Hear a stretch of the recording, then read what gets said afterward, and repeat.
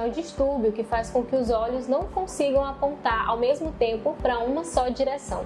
E quem vai conversar com a gente melhor sobre esse tema e explicar as causas desse distúrbio é a doutora oftalmologista Lívia Marinho. Lívia, seja muito bem-vinda ao nosso quadro Viva Bem. Obrigada, Anne. É um prazer estar aqui com vocês.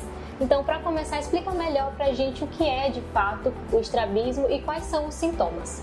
Bom, o estrabismo é uma alteração em que ocorre um desalinhamento ocular, decorrente de uma perda da função dos músculos oculares. São eles que são responsáveis para, como você falou, direcionar os olhos paralelamente para frente. Então, se houver qualquer alteração em qualquer um dos 6 músculos que a gente tem dentro do olho, apesar de pequenininho a gente tem um monte de músculo, haverá esse desequilíbrio e aí nós teremos um desvio ocular para dentro, para fora, para cima ou para baixo.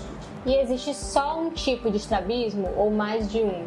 São vários tipos de estrabismo. De uma forma geral, a gente classifica os estrabismos em convergente, em que há uma alteração ocular, que o olho desvia para dentro, divergente, em que o olho desvia para fora, verticais, em que o olho pode desviar para cima ou para baixo, sendo que os verticais eles podem estar associados aos convergentes e divergentes.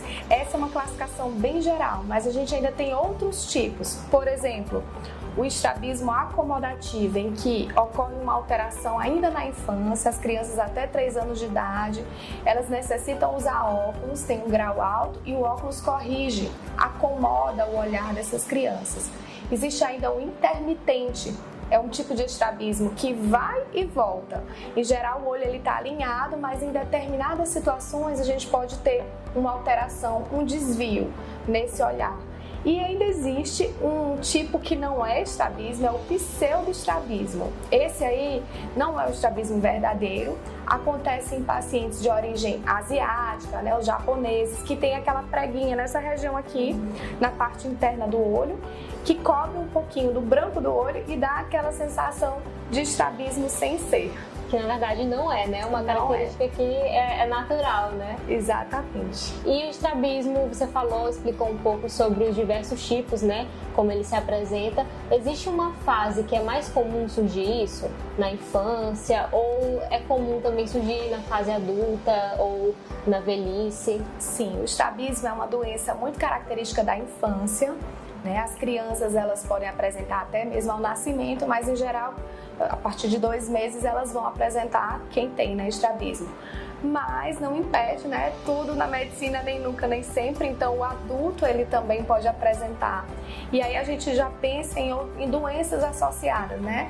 Na criança é mais comum, mas quando é no adulto a gente pode pensar em doenças neurológicas, tumores, aneurisma cerebral, doenças metabólicas como diabetes. Então, assim, o paciente ele não tem nada e de repente apresentou. A gente tem que ficar de olho nessas doenças, sim. Para cuidar certinho, né? E por falar em cuidado, como é o tratamento do estrabismo? E a importância também da pessoa fazer esse acompanhamento oftalmológico? Sim, o paciente com estrabismo, ele em geral vai apresentar algumas características, né? Principalmente o olho torto, ele vai olhar no espelho e vai ver que o olho dele está torto. Ou então a mãe vai ver que a criança está desviando o olhar, assistir televisão. A pessoa pode ter também visão dupla, ficar enxergando 2 objetos, pode ter visão embaçada, pode ter desconforto ocular, dor de cabeça. Tudo isso vai gerar uma necessidade da pessoa ir até o oftalmologista. E é aí que é o ponto-chave, a gente consegue diagnosticar de forma precoce, a gente consegue tratar também. Então, quanto mais cedo a gente consegue diagnosticar, melhor e mais eficaz é o tratamento, seja no adulto, seja na criança. E esse tratamento aí, para quem é ansioso, ele demora para dar resultado? Como que é? A pessoa começa a fazer e ela já vai notando ali a visão um pouco mais alinhada? Então, ou demora um pouquinho? Depende, né? Tudo depende. A causa vai variar de acordo com os tipos e por isso o tratamento também vai variar. Na criança, por exemplo, aquele estrabismo acomodativo em que o óculos resolve, botou o óculos, pronto, a criança está super feliz, ela mesma vai pedir, mamãe, eu quero trocar o óculos, eu quero ficar usando o óculos. É o melhor tipo, porque resolve rápido. Agora outros não.